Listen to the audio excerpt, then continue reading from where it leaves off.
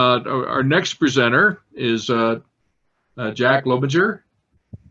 He's been interested in radio astronomy since 1983. He worked as a system consultant for Honeywell and is now retired. His main interests are the areas of hardware and software improvement, moving toward lower system temperature, along with hydrogen line and pulsar hunting.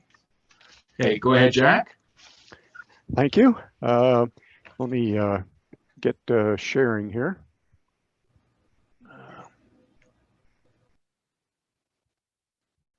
Hopefully everybody can see that. We see it fine. Okay.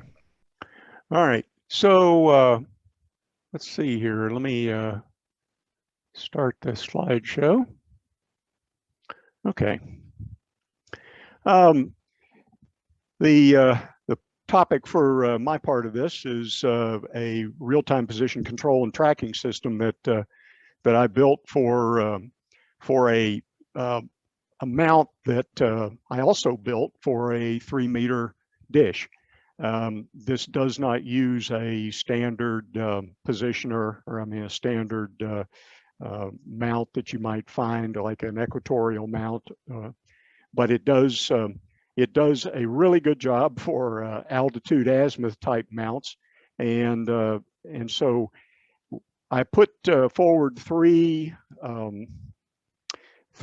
articles in the journal. The first one was in the September of 21, the second one was in March of 22, and the third one was in May of 22. And this presentation is basically sort of a summation of those things, tying it all together along with the actual program implementation for the positioning and tracking system. The goals, the table of contents here talks about what this presentation is going to contain. I set out goals, obviously, for the system design. We're going to talk about architecture at the antenna and then architecture at the house in my workroom. I have had a sort of a guiding principle since I put this all together to have an antenna that I could really remotely control and get a feed from. I don't run coax back into the house. In fact, I've got a 1 gigabit fiber optic link from the antenna back into the house here. And by and large, most everything that runs, except for the post-processing of the data, runs out at the antenna. So we're going to talk about those subsystems at the antenna and also in the house here. And then finally, we're going to talk about the real-time positioning and control system or software itself, a description and a description of the details. So let's go ahead with that. Okay, so the goals for the system design. I wanted to be able to position the altitude for this antenna anywhere over 90 degrees and the azimuth on the antenna anywhere over 360 degrees. Even though, like most of us in the big city, I don't have an unlimited horizon.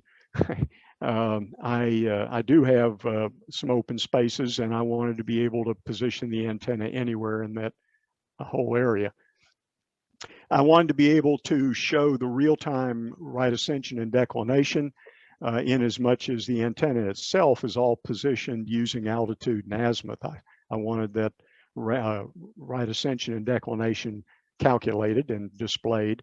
And the same thing holds true for the galactic longitude and latitude. So those are all real-time calculations that are based upon the position from the altitude and azimuth.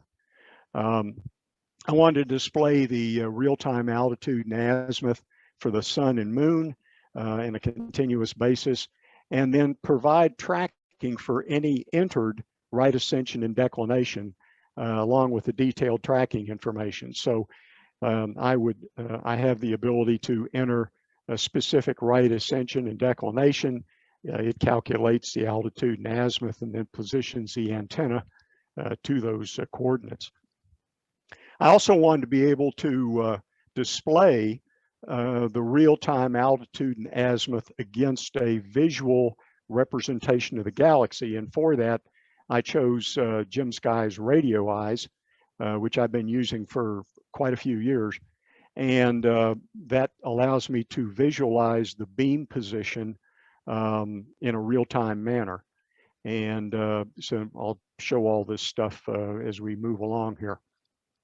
Also wanted to be able to store various positions for various objects in right ascension and declination, and be able to basically load the tracking system with a single button click. And that includes things like the S7 region and the Lockman hole area, and then various objects. I also wanted to provide an interface for a ENR calibration signal and a 50 ohm signal injection. The first being based on the thing that Bruce talked about, which is the using a noise head to feed into a directional coupler. And then the second one is actually activating the 50 ohm signal or 50 ohm resistor that's in the sawbird. And then provide an interface to position the antenna feed horn in relation to the focal point. This is kind of an experimental thing that I tried to just get an idea of how effective this kind of thing would be. I have a little two-inch positioner that can move the feed horn in and out physically over a 2-inch range, and this allows me to position that remotely while I'm on target to see if it makes any difference in the antenna data or the data that I'm getting back. And I'm still the jury's still out on that one, and I'm still working to see if there's any real effect of that. If it's not worthwhile, then I simply take it out. And then finally, I wanted to be able to do single button parking of the antenna, that is to bird bath it. If we look at the diagram of the system at the antenna, basically looking at that, if I have an encoder set up that basically uses incremental encoders that allow me to detect the actual position of the altitude and the azimuth, and be able to transmit that back into the house, as well as being able to put it into a local display at the antenna. This is battery backed up, so that because they are incremental, if I lose power, I don't lose the position of all of that. Also, there are the motor controllers that control the both the position effort and the speed of the motors. These are pulse width modulated motor controllers, and this allows me to have very gross control for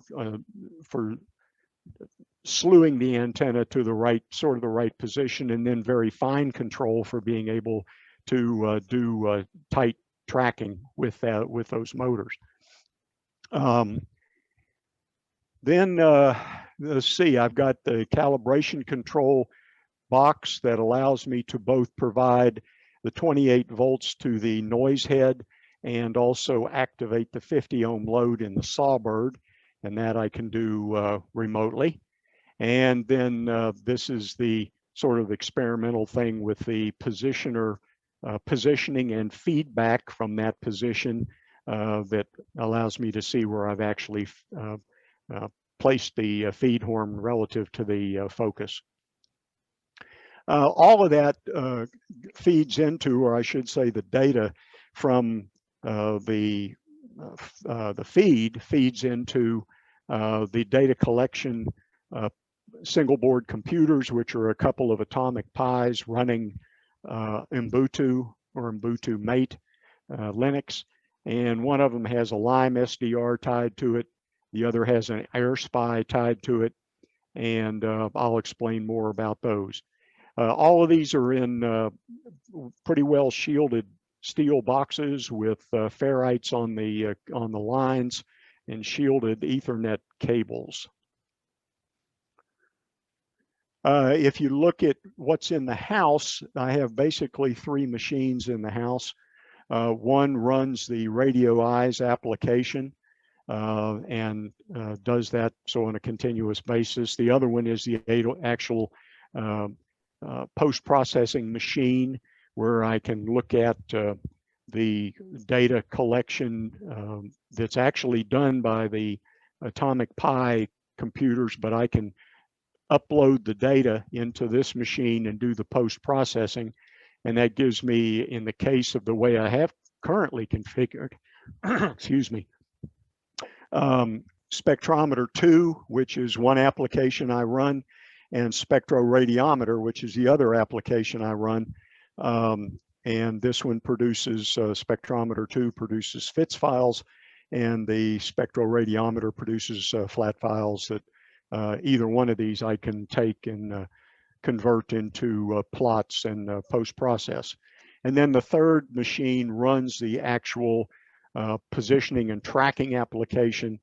All of this is connected over that 1 gigabit fiber optic link to the antenna. From a position standpoint, as I mentioned, there's a little Raspberry Pi that takes the encoder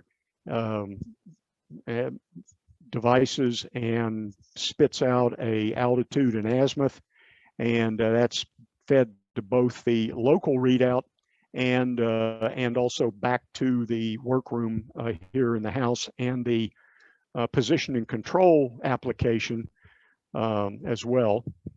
The other thing that's a little application that's run on a Pi Zero is the speed control, which feeds 0 to 5 volts into the actual positioner pulse width modulation boxes. With this setup, I can get a 0.18 degree incremental resolution off the encoders in altitude, and a 0.15 degree resolution in azimuth. And as I said, it's backed up to a battery backup to keep from losing that, and there is a local display at the antenna. The local antenna display is necessary because the way I communicate with it through VNC, I can take my iPhone out to the antenna and actually position the antenna by a VNC connection to the system.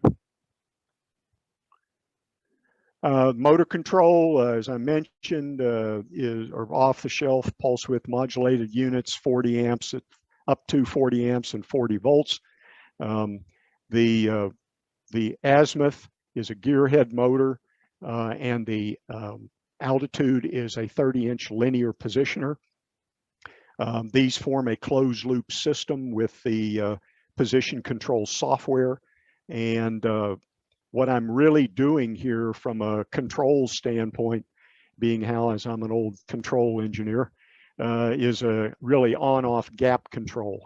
These are on-off controls to not stepper motor controls or servo controls, really. These are on-off gap control where I'm controlling to a specific tolerance. For example, I currently maintain position at a tracked object plus or minus 1/4 degree. And that's with my 5 degree beam width, that seems to be just fine. All of this is run by a network connected and controlled Python program, also in Linux. If you look at the speed control, I can incrementally change that from the position control program to 0 to 100% pulse width modulation. And that puts out a 0 to 5 volt signal, which then changes the pulse width modulation of the controllers. at the antenna. Obviously, a refinement of this, if I wanted to do this, would be to develop a PID or use a PID algorithm, proportional integral derivative algorithm, or a servo control with PID to give me much finer control. But at the current bandwidth that I'm running, I don't, at this point at least, see the need for that. And this is much simpler. From the standpoint of the feed of this system, I've got a 14.6 ENR noise source coming through a 30 dB coupler into the Sawbird, and the Sawbird then comes down into the base of the antenna, where there's another RF amp, which sometimes is the jury's still out as to whether I really need that thing that much, but I've got it in there now, which feeds a splitter, which basically gives me signal at both the atomic pi running against Lime and the atomic pi running against the AirSpy. And then if you look at the, we'll look at this in a minute more, but if you look at these areas down here, whoops. You look at these areas down here, this is, I have the ability to control the 28 volts to the noise head and the on-off switch control to the built-in 50 ohm resistor of the Sawbird. There's a little calibration control server that you see here that basically allows me to interact with those things that I just outlined. And that's sort of that's also located, not the control or calibration server, but all of this information you see in the black background is all located in the feed head up here. At least the top part is located in the feed head of the antenna. This is again the feed focus, where I have a little pi that I can talk to, that basically steps the 2-inch positioner in increments in or out, depending upon how I tell it to go. And then I get feedback from a pot that is a potentiometer that is slave to the positioner, that basically runs through an A to D and feeds back the current position of the positioner. Again, I'm not entirely sure this is all worth the effort to do this, but it's been interesting to see its effect on the signal coming in. Again, local data collection, atomic pis, which allow me to run something slightly better than an ARM processor, and allow me to run 64-bit operating system with Ubuntu. And I can talk to those again with a remote VNC session and look at their desktops, their local desktops remotely, and also transfer files up into the post-processing machines. And again, I use a spectroradiometer, which is a Marcus Leach product that is available from his organization up in Canada. And then the Spectrometer 2 is the public version of Wolfgang's organization's program for being able to do spectrometer type activity and output FITS files. So as I mentioned at the beginning, one of the boxes in the house was Jim Sky's commercial package radio eyes. And the way this works is that the tracking and positioning program communicates with the encoder system out at the antenna, and it not only uses that data to form a closed loop with the control system, but it also retransmits that altitude and azimuth position to the radio eyes application. And if you look at that in more detail, here is the beam, of course, representation of the 5-degree beam coming off of my roughly 5-degree beam coming off of my antenna, and here is where the data is actually shown coming into radio eyes. There's an application built into radio eyes that lets you do this serial connection sort of activity into radio eyes, and this has been excellent for being able to tell real time where the antenna is pointed. I know people are using Stellarium, and that's a fine product, and I may incorporate that at some point into this, but I'm relying on radio eyes, and it seems to do a really good job.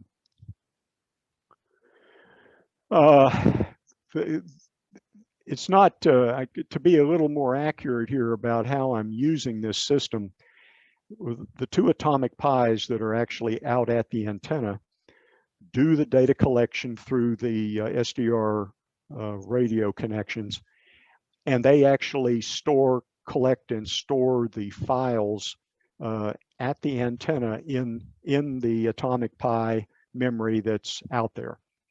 I then can look at that data real time by connecting a real VNC client to those atomic pies who are acting as real VNC servers, and therefore I can see the data just like I'm sitting in front of it.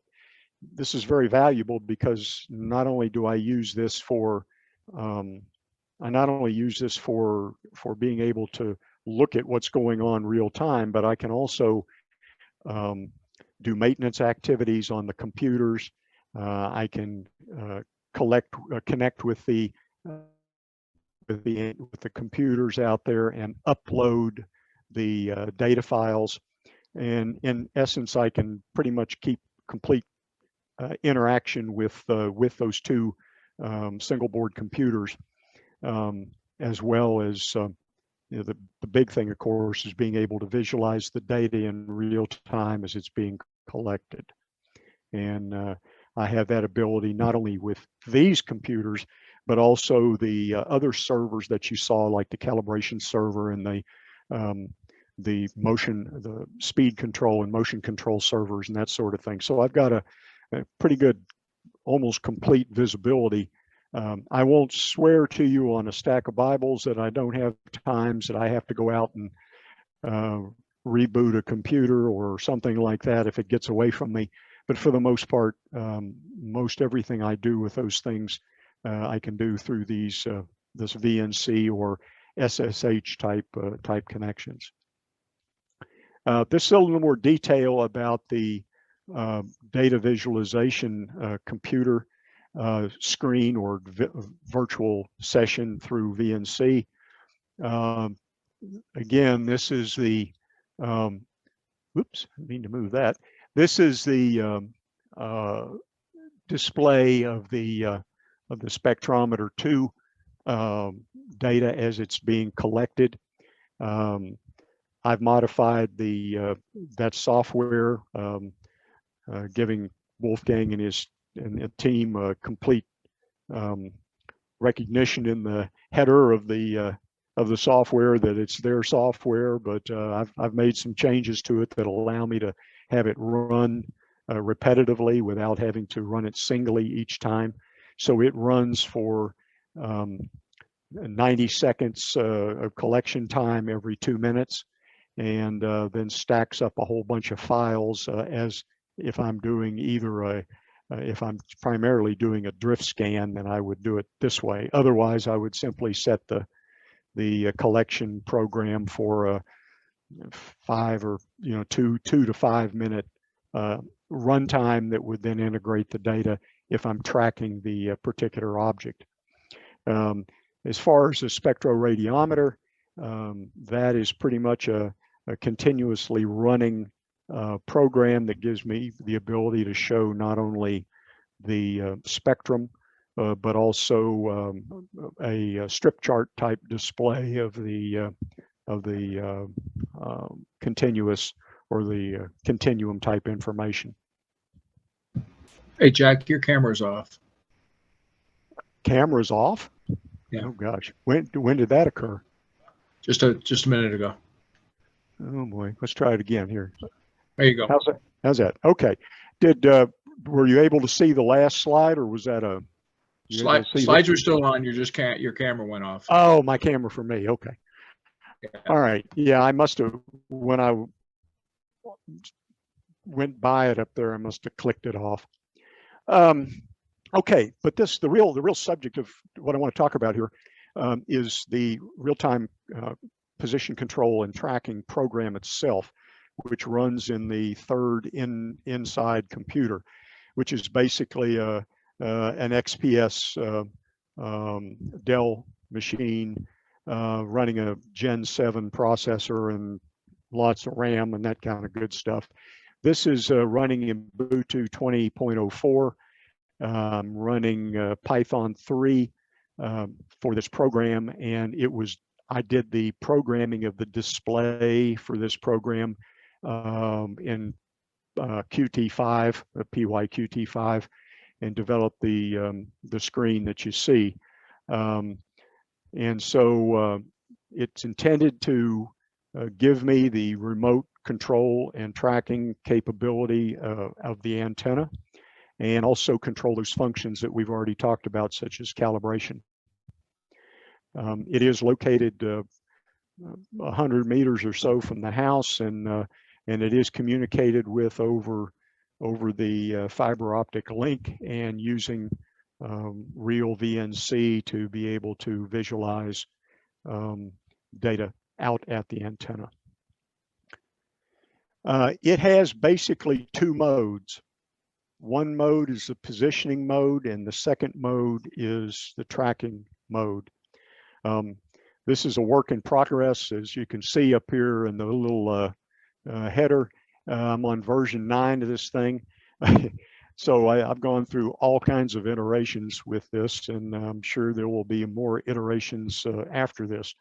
Matter of fact, I have already made, since I put this presentation together, I've already made a couple of different additions to the program. It is somewhat over 1,000 lines of code. Probably the biggest reason for that is I'm not a very efficient Python programmer, but it does run, and it does allow me to do tracking about as long as I want to, until I run into the bushes, or I run into a non-visible area from the antenna standpoint. So, or until the safety shutdown switches trigger. But this gives me the ability to manually, in this mode, in the position mode, it gives me the ability to manually place the antenna anywhere within the movable range. One of the single button functions that you see here is, this is where I can activate parking, and I click this, and basically whatever azimuth I'm at, it will take and bird bath the dish and keep it there. So that gives me just a single click to be able to bring the antenna up to a bird bath position. The other way of being able to position it is with the buttons that you see here. This interacts with the motion control server out at the antenna, and allows me to, and these are dead man switches, so I have to, if I want to increase the azimuth, I have to hold the button down. I have defeated that a little bit by putting radio buttons that allow me to lock on if I'm moving a great deal of azimuth, but then I have to pay attention to it so I don't run into the safety switches. And this is where, in this application, this is where the real-time altitude and azimuth is constantly displayed. And as I'm changing things here, I can see the real-time position here, and I also see it correspondingly in radio eyes as it moves the beam around on the map. At the same time, it's calculating the right ascension and declination and the galactic longitude and latitude in real time in this area below.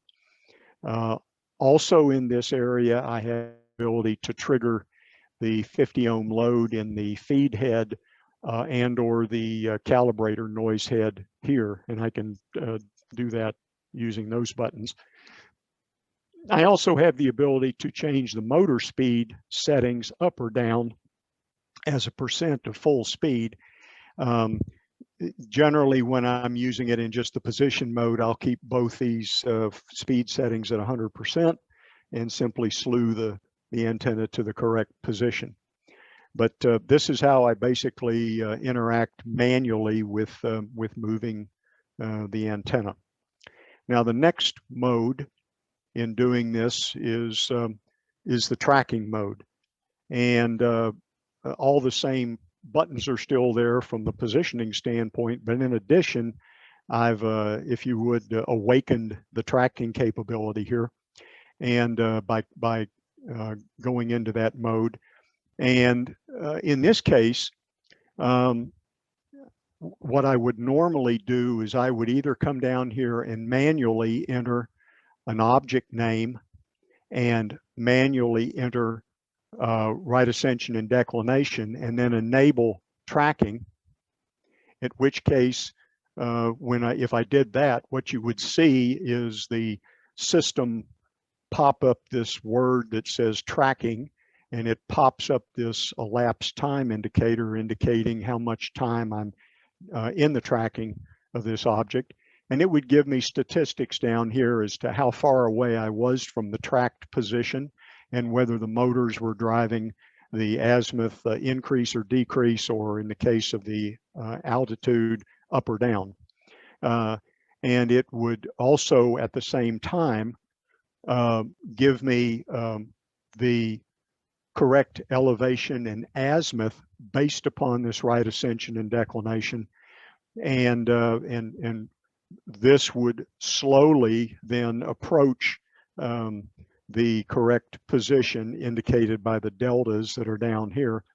And when it got within, in the current settings, when it got within 1/4 of a degree plus or minus, then it would obviously stop driving the motors and would maintain that position until it went out of spec from a delta standpoint, and then it would drive to maintain the correct position based upon the real-time altitude or declination and right ascension.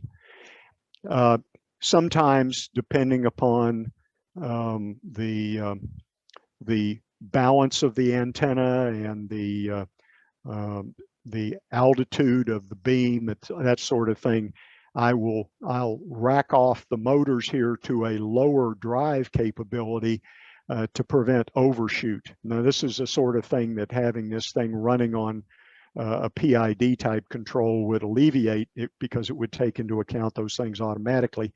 But I haven't found that to be really a big issue. Generally, I don't have much of a thing to do here to protect the overshoot. And even if I do get overshoot, it still stays well within the beam of the antenna. So it's generally not an issue at all. Matter of fact, I've been able to continuously control down to the limits of the resolution of the encoders. And that's kind of a nice problem to have, because all of these encoders can be upgraded. For example, I'm running a 300 point pulse per revolution encoder on the azimuth, and I've got here in the lab 1,000 pulse per revolution encoder that I could put in there at any time and increase my resolution at the antenna greatly. So you know, this system works out very well and is very stable and very capable. Okay, so that's one way I can do it. The other way that I can do it from a tracking standpoint is to simply click a one button indication of what I want to track to. In this case, the S7 region. And if I click that, it automatically loads the name into the object tracked.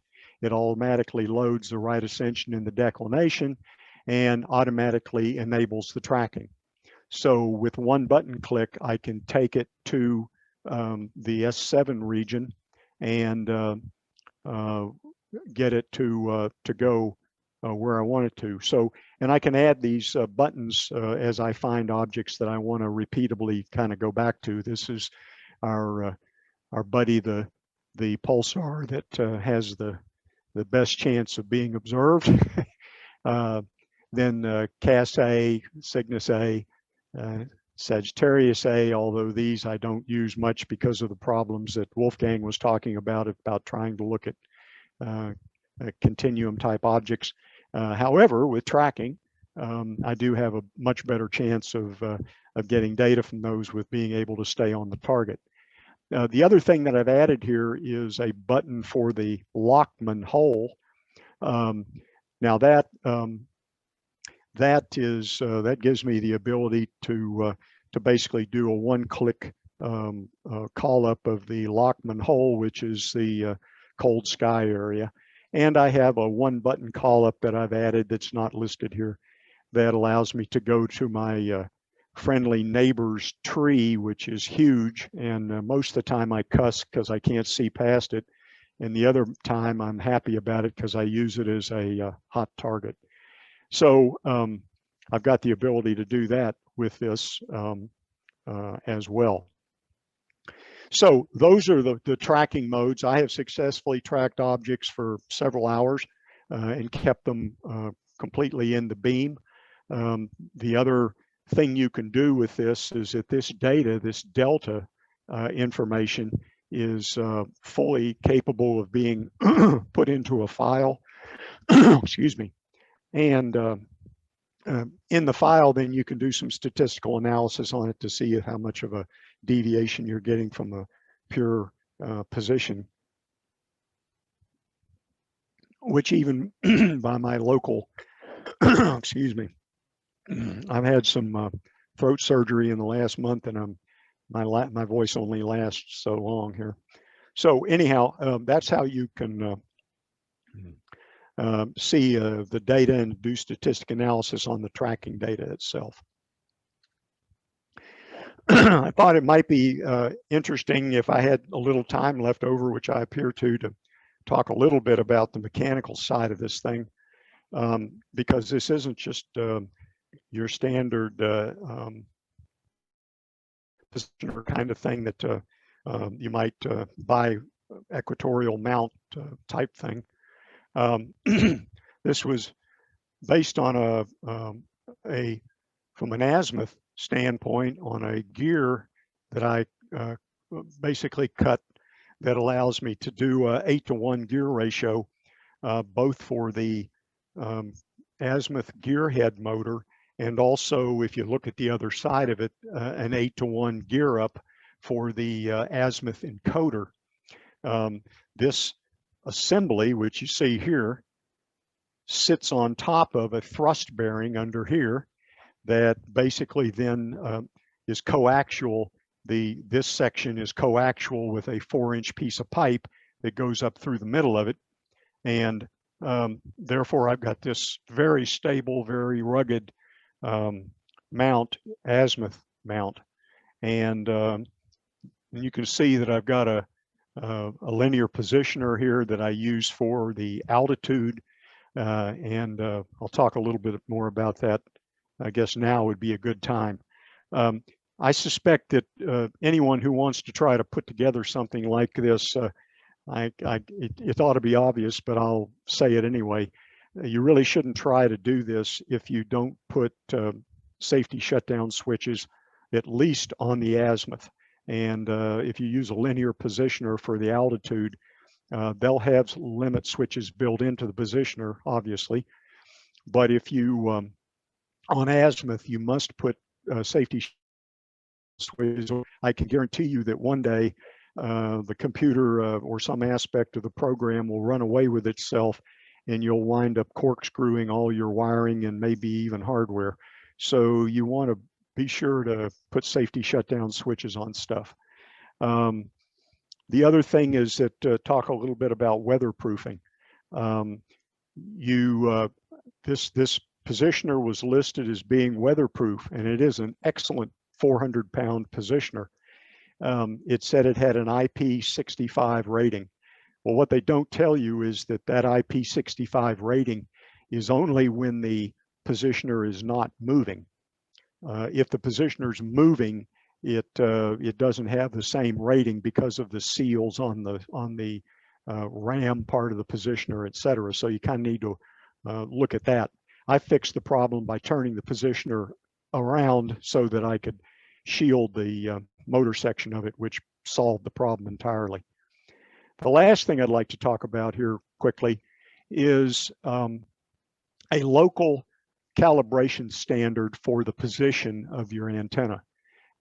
Because this is mounted in a 4x4 2-ton chunk of concrete, this mount is, it's not going anywhere, but that doesn't guarantee that it's going to keep position accurately. So I have put a kind of a kludged up, but works very well, laser pointer, secured it very securely to the skirt of the altitude and azimuth moving part of the scope, and I can turn it on depending upon whether I'm out at the antenna or not, and turn the antenna to face the a wall of my garage.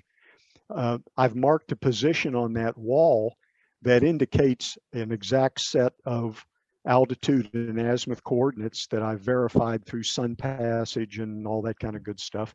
And if I ever lose calibration of the altitude and azimuth, I simply take the antenna, position it to where that pointer is pointing directly at that spot on the wall, some distance away, and then I can reset my my encoder circuit to be the exact position, and then of course verify it again with sun passage or whatever, when it always turns out to be pretty darn accurate. So this is just kind of a local tool that makes it easier to keep your position, especially if you're going to use incremental encoders. I realize the norm is to use absolute encoders, but the incremental encoders have been a lot more available and a lot cheaper, and they work very well as long as you have the circuitry to support them. So with that, I think I'm pretty much done with with my time on the presentation. And if there are any questions, I'm certainly willing to take those. I will be glad to interface with anybody who would like to use any of this, any of these that maybe spark an idea that you want to do on your system. And of course, although I'm not going to be providing 24-hour support for it, if anybody wants the positioning and tracking program and a general layout of how that does what it does, I'll be glad to provide that. So with that, I'll be glad to take questions. We got Wendy, Bruce, and Preston have questions in the chat. Okay. Let's see here. Wendy? Yeah. Stop sharing here. Okay. Back, I turned off the sharing, so anybody has those questions, or I'll I'll go to the chat and just read them. Was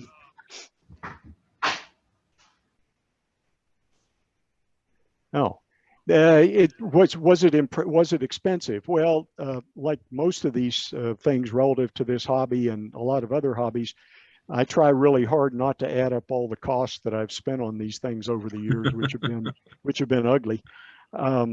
There's a tremendous cost in the amount of dollars that I've spent learning. This is at least my second 10-foot dish out in that location, and I learned a great deal from the first one, but the second one was where I could actually apply some of those things. It doesn't necessarily have to be a real expensive proposition. For example, those pulse width modulation controllers are less than 20 bucks a piece on eBay. The encoders are, $15, $20 on eBay.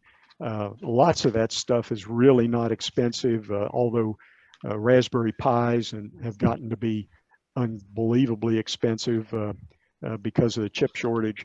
You can still buy those atomic pies for 40 bucks or so a piece. So there's not really, it's not terribly expensive, but it's considering you're building a remotely controlled system, it's not, I don't think it's really all that expensive. My wife might disagree with that, but that's my story, and I'm sticking to it.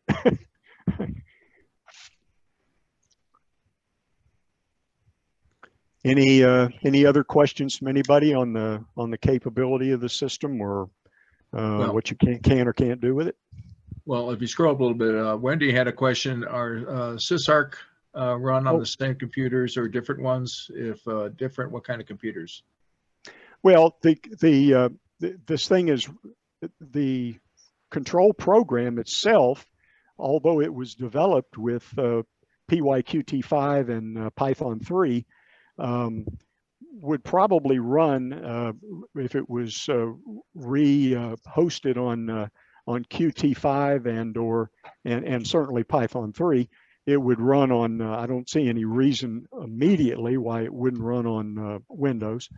There are pieces of the programming that I've done, such as setting up some of the serial port to talk with radio eyes and that sort of thing, that were set up under a Linux environment, but that certainly can be replicated in a Windows environment, but it's not the sort of thing where you flip a switch and it'll work on Windows. Any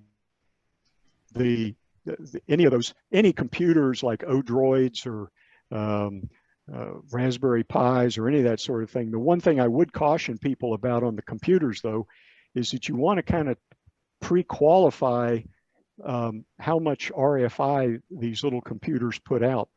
I thought I was being real clever, and I put a Raspberry Pi 4 with an SSD drive connected to it, and wanted to make that into one of those, a replacement for one of the Atomic Pi machines.